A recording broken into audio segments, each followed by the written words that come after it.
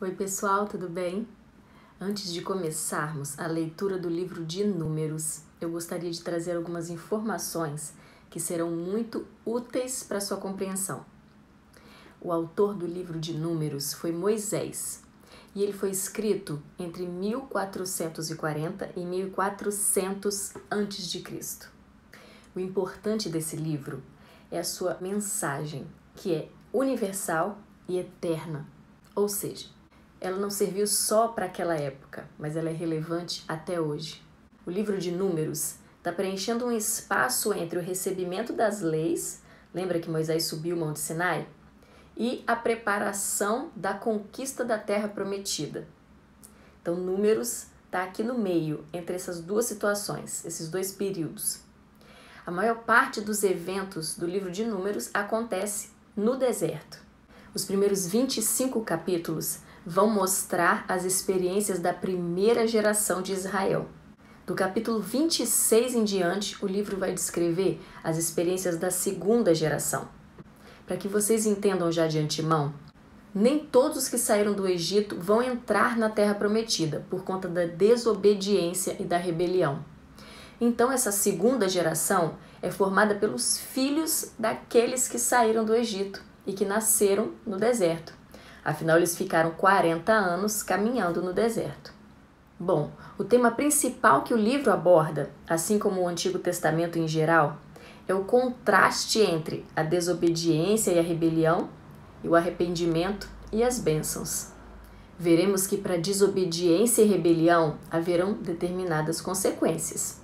E para o arrependimento e obediência também haverão consequências, que serão as bênçãos de Deus derramadas. Um tema que foi muito falado no livro de Levítico foi santidade, e ele vai continuar a ser abordado aqui no livro de Números. Sabe por que esse livro é tão importante? Pelo fato dele ser mencionado várias vezes no Novo Testamento, ou seja, depois de Cristo. O livro de 1 Coríntios, lá no capítulo 10, vai descrever como o pecado dos israelitas, que desagradou muito a Deus, serviu de exemplo para as pessoas da época e também para nós. Muitos não entendem a importância da leitura do Antigo Testamento, já que hoje nós vivemos debaixo da graça, Jesus veio e está tudo certo. Mas a Bíblia é composta pelo Antigo Testamento e pelo Novo Testamento, e isso não é à toa. O Antigo Testamento serve como exemplo para nós do que não fazer, do que evitar e de como agradar a Deus da maneira que Ele merece. Lá no livro de Romanos 11:22, Paulo vai falar sobre a bondade e a severidade de Deus.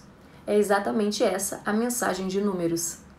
O texto de Romanos diz: portanto, considerem a bondade e a severidade de Deus.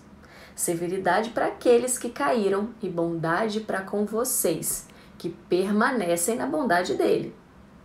O que significa severidade para aqueles que caíram? Esse texto se refere àqueles que caíram no deserto, lembra? Da primeira geração? Foi isso que Deus disse.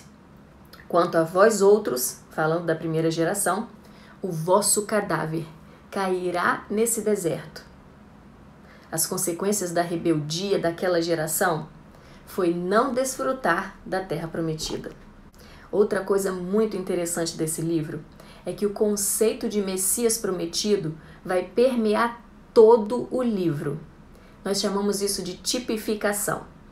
No capítulo 19, vamos falar do sacrifício da novilha vermelha, perfeita e sem defeito.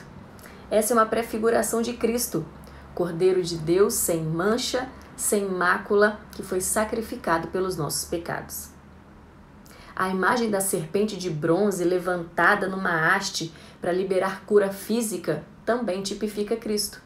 Pois lá no Novo Testamento, em João 3,14, diz assim: ouvimos as palavras de Jesus, e da mesma forma como Moisés levantou a serpente no deserto, assim também é necessário que o Filho do Homem seja levantado, para que todo aquele que nele crê tenha vida eterna.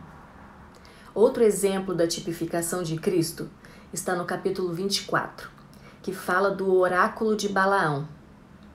Balaão era um agoureiro, um vidente, que foi contratado pelo rei dos Amonitas para amaldiçoar o povo de Israel. Mas ele teve que reconhecer que não poderia dizer nada diferente daquilo que vinha da boca de Deus. Porque o próprio Deus colocou na boca de Balaão cada palavra que ele tinha que dizer. Então, ao invés de amaldiçoar, ele só conseguiu abençoar o povo de Israel.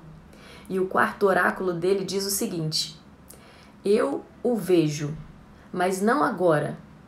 Eu o avisto, mas não de perto.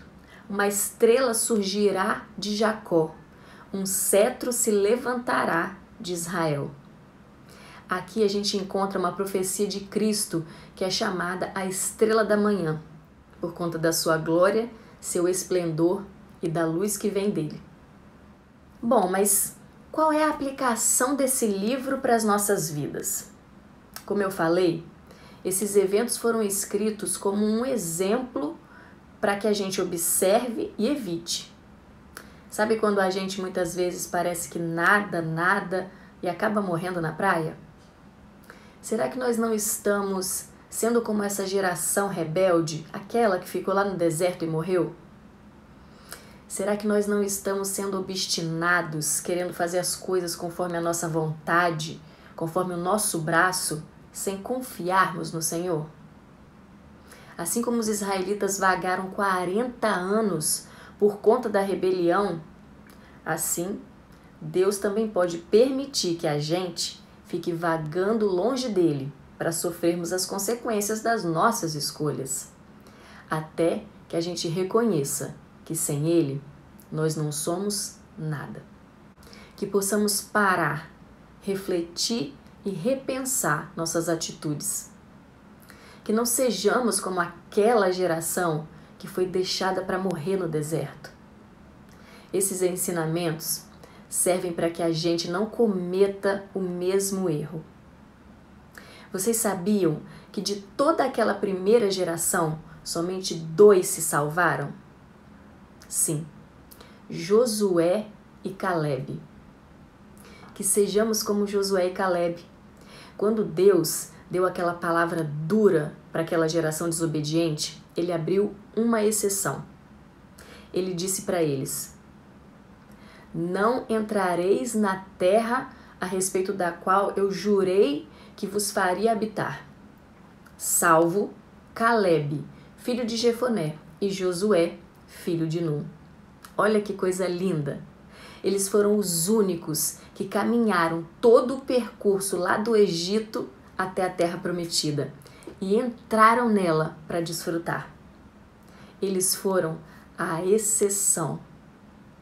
Que sejamos nós também uma exceção da nossa geração. Amém? Aguardo vocês para a leitura desse livro. Um grande abraço e fiquem na paz.